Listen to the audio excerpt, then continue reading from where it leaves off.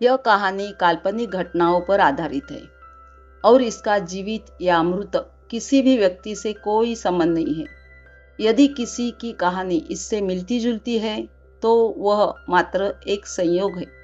यह कहानी केवल मनोरंजन के उद्देश्य से बनाई गई है और हमारा उद्देश्य किसी भी व्यक्ति, समुदाय, संप्रदाय या धर्म की भावनाओं को ठेस पहुंचाना नहीं है। नीता बचपन की यादों में खो गई। आजी, आप मेरे जूतों के साथ क्या कर रही हूँ? आजी ने मुस्कुराते हुए कहा, तू मेरी पोती है और मेरी पोती स्कूल में सबसे सुंदर दिखनी चाहिए, इसलिए मैं तेरे स्कूल के जूतों को चमका रही हूँ। इस घटना के लगभग 15 साल बाद एक दिन ऑफिस में किसी ने मुझसे कहा, मैडम आपसे कोई मिलने आया है। मुझसे? तब 22 साल की मैं, नीता, यह सोचने लगी, माँ तो घर में कामों में व्यस्त रहती है और आई अब काफी बुजुर्ग हो चुकी है। फिर ये कौन हो सकता है जो मुझसे मिलने इस तपती मई की दोपहर में ऑफिस तक आ गई। यह सोचते हुए मैं ऑफिस के प्रवेश द्वार पर पहुंची। सामने जिसे मैंने देखा, उन्हें देखते ही मेरी आंखों में आंसू छलक उठे। फीकी साड़ी में लिपटी हुई, गहरी झुर्रियों वाला चेहरा लिए वो बेंच के एक कोने में बैठकर छत की ओर टकटकी लगाई देख रही थी। जब उन्होंने अपनी धुंधली नजरों से मेरा चेहरा पहचाना तो वे मुझे देखकर अपने कमजोर घुटनों को संभालते हुए झटके से उठी और बोली, नीता, मेरी नीता, कैसी है तू? नीता घबराकर बोली, आजी आप यहाँ? सब ठीक तो है? आपको पैसे की जरूरत थी क्या? आजी ने मेरे सवालों का कोई जवाब नहीं दिया, बस मेरे चेहरे को निहारती रही। इस घटना के कई साल बाद एक दिन मेरे घर का फोन बजा। मैं रसोई में घबराकर बाहर आई। उस समय मैं शादी के बाद पहली बार मां बनी थी। मैंने अपनी बच्ची को पालने में झुलाया और तुरंत फोन उठाया। अजनबी महिला बोल रही थी, हेलो नीता, क्या नीता घर पर है? जी, मैं नीता बोल रही हूँ, बताइए।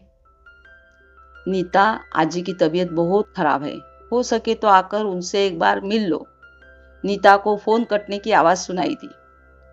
फोन पर यह सुनते ही मेरे कदम घर पर रुक नहीं पाए। मैंने फोन वही गिरा दिया और जल्दबाजी में बैग उठाकर घर से बाहर निकल गई। थोड़ी देर बाद मेरी ऑटो एक पुरानी इमारत के सामने रुकी। मैं उतरी, पैसे दिए और बिना छुट्टे लिए ही सीढ़ियां चढ़ने लगी। दरवाजे पर पहुंचकर मैंने घंटी बजाई। दरवाजा खुलते ही मैंने अपने आंसू पोंछे और अंदर भागी। अंदर एक मंद रोशनी वाले कमरे में बिस्तर पर आजी बेहोशी की हालत में पड़ी थी। पिछले 2 सालों से उन्हें लकवे का अटैक आया था। मेरे कदमों की आहट सुनकर आजी ने अपना चेहरा मेरी ओर मुड़ा। मैं तुरंत बोल पड़ी, आजी आप कैसी है? पहचाना आपने? मैं आपकी नीता, आपसे मिलने आई हूँ। कुछ देर तक आजी मुझे देखती रही, फिर उन्होंने अपना चेहरा दूसरी ओर फेर लिया।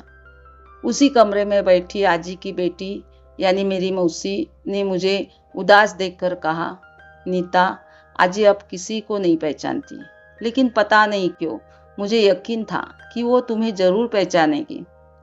यह सुनकर मैं फूट फूट कर रोने लगी। अपना मुंह पल्लू में छिपाकर मैं कमरे से बाहर भागी। आजी का मुझे न पहचान पाना मेरे लिए सबसे बड़ा दुख था। आज इस घटना को सालों बीत चुके हैं, लेकिन ऐसा लगता है जैसे यह सब कल की ही बातें हो। जैसे आज भी आजी खिड़की से बाहर देख रही हूँ, जैसे अभी उठकर मुझे गले लगा ले और कहे, नीता, मेरी प्यारी नीता, लेकिन अफसोस यह अब सिर्फ एक कहानी बनकर रह गई है, आजी और आई की कहानी। यह सोचते हुए मुझे वो दोपहर याद आई जब आजी अपने सामान के साथ एक एल्यूमिनियम के बक्से में एक घर से दूसरे घर जा रही थी। अब एक घर उनके लिए पराया हो चुका था, दूसरा उनका अपना। तब मैं सिर्फ 9 साल की थी। मैं आजी को सिर पर बक्सा उठाते देख उनके पीछे भागी और मेरे पीछे भागी मेरी आई। उस दिन माँ को डर था कि कहीं मैं आजी के साथ उनके नए घर न चली जाऊं, लेकिन ऐसा कभी नहीं हुआ। आजी से दूरी उस छोटी सी 9 साल की नीता को हमेशा सताती रही। यह दूरी दिनों से हफ्तों से महीनों में बदल गई, लेकिन आजी फिर कभी हमारे घर वापस नहीं आई। शादी के बाद मेरी पहली वट पूर्णिमा थी। आजी मुझे अपने साथ एक साड़ी के दुकान पर ले गई। दुकानदार ने आजी के पहनावे को देखकर कहा, भाई जी, ऐसी सस्ती कॉटन साड़ियाँ तो हमारे पास बहुत है।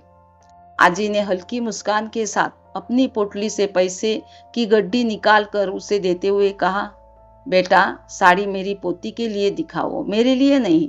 उसके लिए चटक लाल और मखमली साड़ी दिखाओ, साधारण सफ़ेद नहीं। इस साल उसकी पहली वट पूर्णिमा है। साड़ी बिल्कुल उसके हिसाब की होनी चाहिए। यह सुनकर मैं हैरान हो गई। मेरी आंखें बड़ी हो गई। आजी के जीवन में भले कोई रंग नहीं था, लेकिन जब भी वो मेरे साथ होती, मेरे जीवन में रंग भरने की पूरी कोशिश करती थी। ऐसी थी मेरी आजी।